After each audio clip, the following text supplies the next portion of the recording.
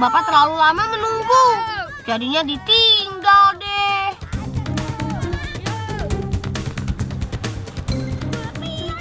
Waduh, rasi cundul sapi nih. Mau apa lang jagongan ratan? Bapak, aku harus dari pasar ditinggal. Ya, kok penjual sapi, Pak De. Delok sapi lang, ya wes ayo menak nunggu kene. Cihuy!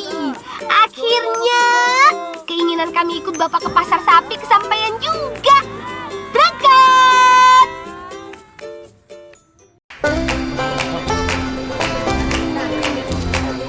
Selamat datang di Pasar Sapi Desa Banjarrejo, Kecamatan Padangan. Salah satu pasar sapi terbesar di Kabupaten Bojonegoro ini buka setiap 5 hari sekali, yaitu pada hari pasaran Wage. Sejak pukul 6 pagi, pasar ini sudah rame loh. Lihat teman, sapinya banyak banget. Ada sapi muda atau pedet, dan ada juga sapi punuk yang berumur 2 tahun lebih. Tapi tenang, meskipun ada banyak pilihan, cukup mudah memilih sapi bagus. Ada 3 bagian pada sapi yang bisa dijadikan standar kualitas sapi bagus. Yang pertama adalah iga. Pastikan iga sapi yang kita pilih tidak cedera atau songkel, karena iga yang songkel dapat menghambat pertumbuhan sapi. Yang kedua adalah unyeng-unyeng. Pilih sapi dengan unyeng-unyeng atau pusar berada di tengah panjang badan, tidak terlalu ke belakang. Yang ketiga adalah postur kaki. Sama seperti iga, postur kaki juga berpengaruh pada pertumbuhan sapi. Jadi, bagi pembeli yang ingin menggemukkan sapi, 3 hal ini harus sangat diperhatikan. Wes pilih lagi, kate kok aneh wonge njaluk piro lagi? Ya, Pak. Njaluk piro lagi? 24, Pak. Waduh, mun kuat ora duwike lho iki lho. 60 kurang ya. Oh, gantoy, Pak. Matur suwun, Pak. Kalau 19 wes gak apa-apa. Matur suwun, Pak. Jangan 23 ya, Pak. Teman di rumah jangan heran ya, jual beli sapi di sini menggunakan uang koin. Tapi, uang koin ini bukan sebagai alat pembayaran, melainkan sebagai tanda jadi. Namanya ngetek. Biasanya menggunakan uang koin Rp500 atau Rp1.000. Proses jual beli dimulai dari adanya tawar-menawar, lalu ada kesepakatan harga dan tanda jadi. Pembayaran dilakukan beberapa saat kemudian, biasanya saat pasar sudah menjelang tutup. Uniknya, cara ini sudah dilakukan sejak lama dan tetap bertahan sampai sekarang.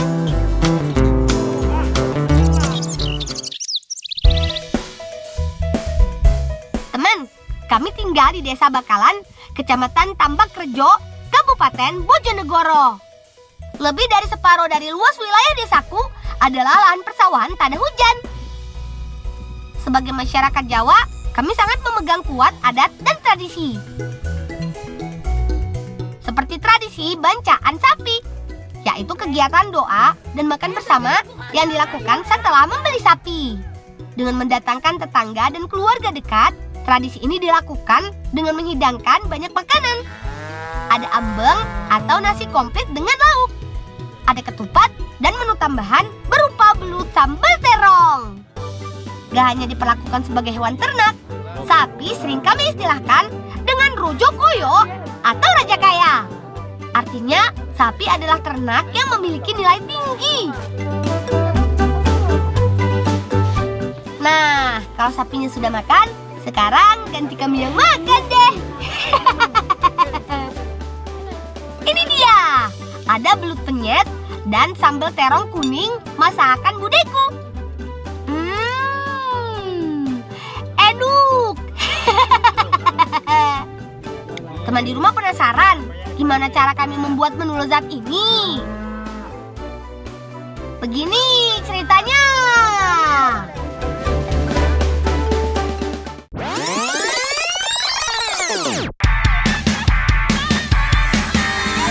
Asik, dapat lagi. Sini Bi, aku bantu tangkap. Menangkap belut memang susah-susah gampang teman. Karena tubuh si belut mengandung lendir yang kental. Bukan cuma licin, tapi tubuh belut juga lentur banget. Nah, dapat lagi tuh. Ayo Kak, kumpulkan di keranjang ya. Sama seperti kepompong jati, menangkap belut juga harus menunggu musimnya datang, yaitu pada saat area persawahan mulai basah menjelang masa tanam. Jadi, gak perlu jauh-jauh lagi mencari bahan olahan makanan. Tuh kan, dapet banget nih. Mantap!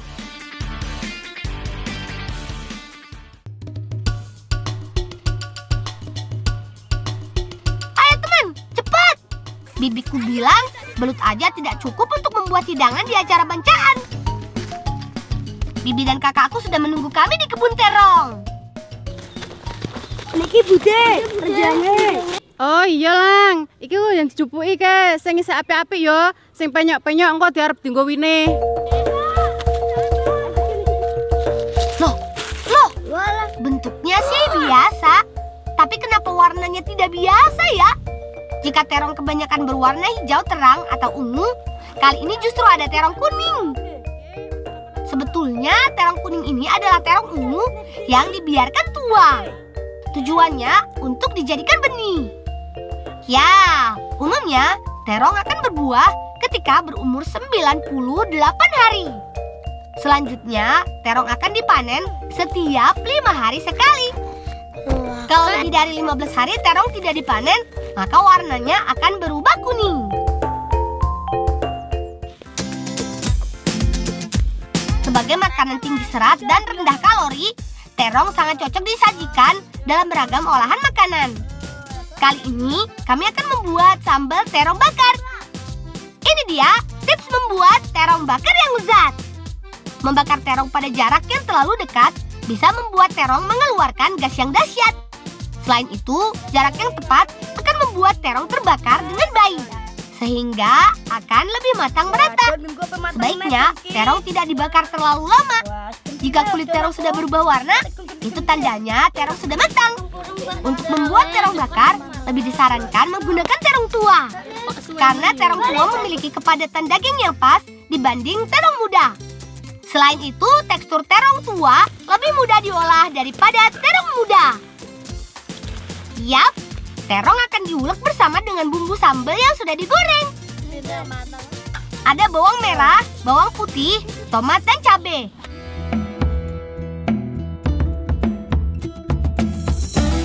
Haluskan semua bumbu bersama terong yang sudah dibakar.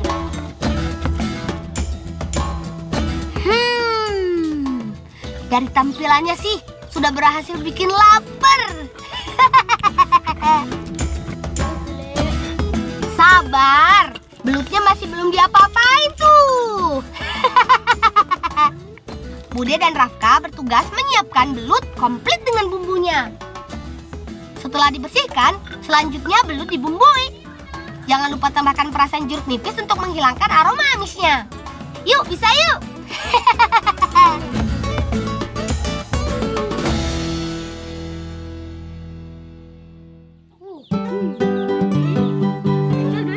Belut dimatangkan dengan cara dibakar. Supaya belut tetap lurus, kami akan menindihnya dengan batu. Seperti ini. Cara ini cukup efektif untuk menjaga badan belut tetap lurus walaupun dipanaskan. Jangan lupa olesi bumbunya. Aromanya enak banget. Nah, ini dia teman, menu masakan kami hari ini. Belut penyet komplit dengan sambal terong kuning. Selamat mencoba.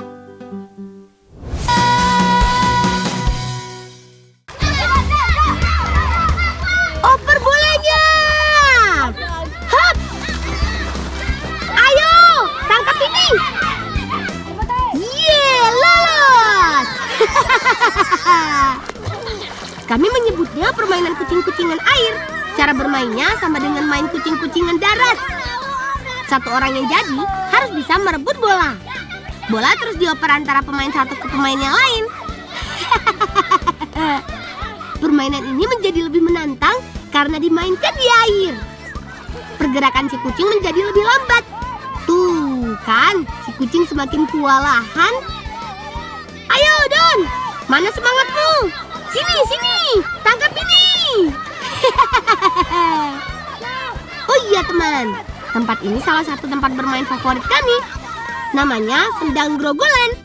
Sendang Grogolan tidak pernah kering sepanjang tahun. Jadi kapanpun datang kemari, tetap bisa mandi-mandi deh.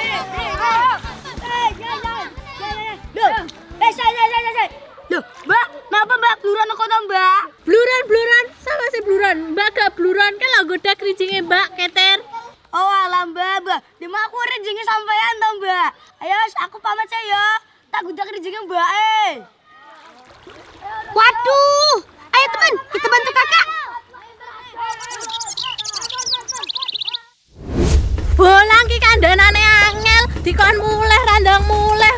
Dolan kok ora wayah bapak ibu panen koe. Ora direwangi. Teman, karena keasikan bermain, kami jadi terlambat pergi ke kebun. Padahal kakak sudah menunggu kami dari tadi. Maaf ya kak, nggak akan diulangi lagi deh.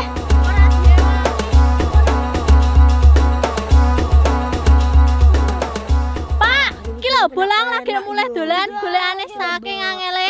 Wah, bolang iki anggone wayah panen keri ae kaya disengaja. Selamat datang di kebun kacang hijau milik bapakku. Ya, meskipun tidak selalu ditanami kacang hijau sih. Tanaman kacang hijau biasanya ditanam setelah selesai masa tanam padi, yaitu ketika lahan persawahan ini sedang beristirahat. Iya, di lahan yang sama, padi dan kacang hijau ditanam bergantian. Namanya tumpang sari. Kacang hijau berbuah setelah berumur 36 hari, atau kami menyebutnya setelah selapan. Biji kacang hijau kemudian bisa dipanen jika sudah berumur 56 hari. Panen dilakukan 2 kali, dengan jeda waktu kira-kira 10 hari. Tandanya jika kulit biji kacang hijau sudah berubah dari hijau ke hitam. Seperti ini. Biji matang dalam waktu yang tidak bersamaan. Jadi jangan sampai salah petik ya teman. Ayo Don, bantu aku kumpulkan sini. Ini lho lah, nek Mbak kowe wangi lak cepet bar panen. Nang iki nek masih iso dadi super talang. Super. Gede ada maksudmu? Ora lang. Super saya dikei santen iki lho lang. Dikei santen. Oh alah dan kowe ngono dudu super. Kowe ngono bubar.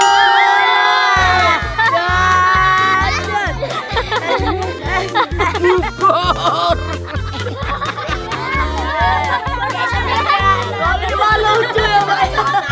Gara-gara cerita Doni, Bude yang lagi sibuk kerja jadi ikutan ketawa deh. Oh iya teman, perkenalkan, Bude-budeku ini adalah anggota kelompok pengrajin ledre. Itu loh, oleh-oleh khas Bojonegoro yang dibuat dari bahan tepung beras, pisang, santan, dan gula pasir. Tapi, kali ini kami mau coba membuat ledre dengan campuran bubur kacang hijau. Gimana jadinya ya? Yuk, lihat dulu prosesnya. Rebus dulu kacang hijaunya. Pastikan api menyala bagus supaya cepat beku. Setelah menjadi bubur kacang hijau, campurkan dengan ledre. Tapi bukan dicampur dalam adonan ya teman. Bubur kacang hijau dicampur pada adonan ledre yang sudah hampir kering. Cara ini biasa kami sebut ngeledre, yaitu mengoleskan adonan pada wajan yang sudah panas. Adonan diratakan dengan sedikit ditekan sampai berubah menjadi lembaran. Tambahkan potongan pisang. Selain untuk memberi cita rasa, pisang juga berguna untuk membuat lembaran ledre menjadi lentur dan tidak mudah retak. Jangan lupa tambahkan bubur kacang hijaunya ya. Nah, beres deh. Tinggal angkat dan gulung.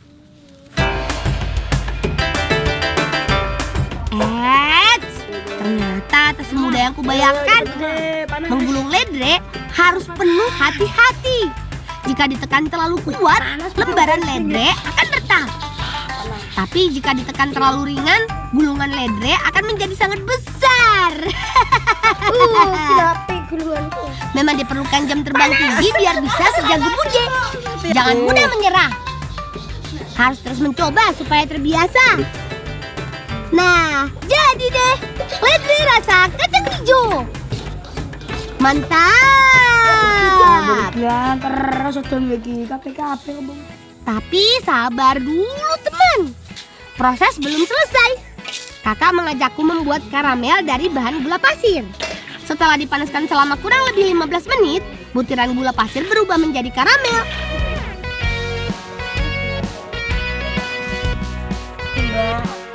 Nah, karamel ini kami gunakan untuk merekatkan ledre.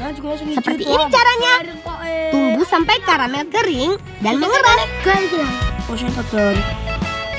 Ini dia teman, ledre gapit ala si bolang.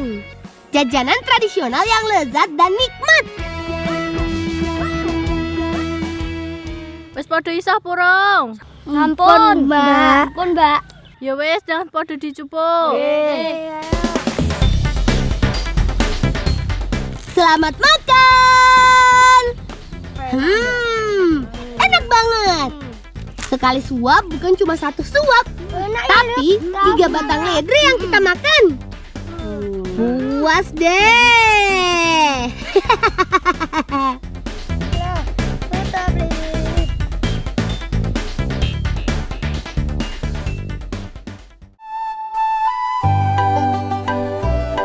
Teman, seperti Kabupaten Wonogiri dan Ngawi, Kabupaten Bojonegoro juga dilintasi aliran Sungai Bengawan Solo. Bagi masyarakat yang tinggal di sekitarnya, Bengawan Solo memberi banyak manfaat. Tidak hanya pengairan lahan persawahan, tapi juga bahan baku membuat gerabah. Duh, nah dia lebih bingung balik. Jadi di pengetahuan kene lah yo. Nanti balik di mau iki. Lah aku paling salah posisi paling kejadian. Kejadian kene dapat kono makan lah yo. Ya, benak kene. Wangi kene le, baik lho, wangi kene. Ben kono tadi mau ki. Ini dia, tanah lempung berkualitas khas bantaran Bengawan Solo. Tanah diambil dari bibir sungai yang terendam pada saat permukaan sungai tinggi.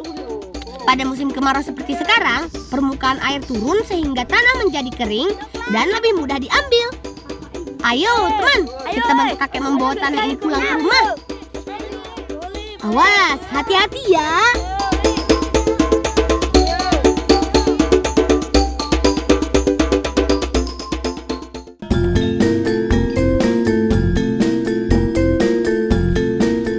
Selamat datang di tempat pembuatan gerabah tradisional Desa Rendeng, Kecamatan Malo.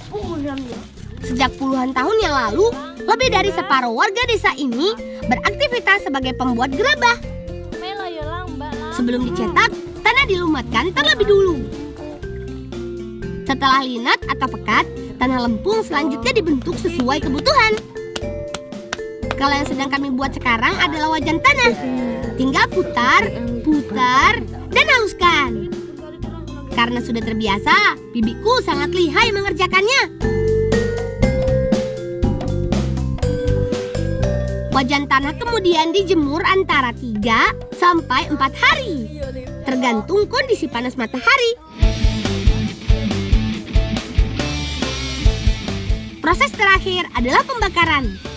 Gerabah yang sudah kering ini dibakar selama kurang lebih 4 jam. Sekam padi menjadi bahan bakar yang paling sering digunakan. Karena selain mudah didapat, sekam lebih cepat menghasilkan bara api. Tanda gerabah yang sudah matang jika warnanya sudah berubah dari coklat menjadi kemerahan khas warna batu bata. Uniknya, pengrajin gerabah Desa Rendeng tidak hanya membuat alat memasak.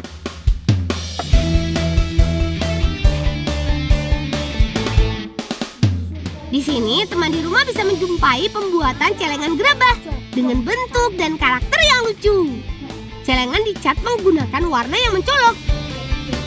Tuh kan, bagus dan lucu-lucu banget. Kakek mengizinkan kami mewarnai karakter yang kami suka.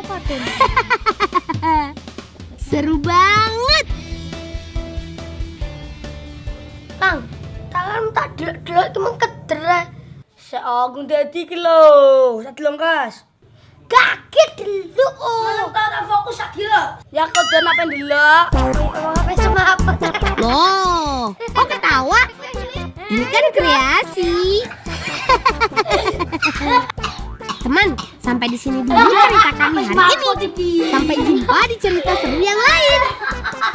Salam cinta anak Indonesia. Salam bocah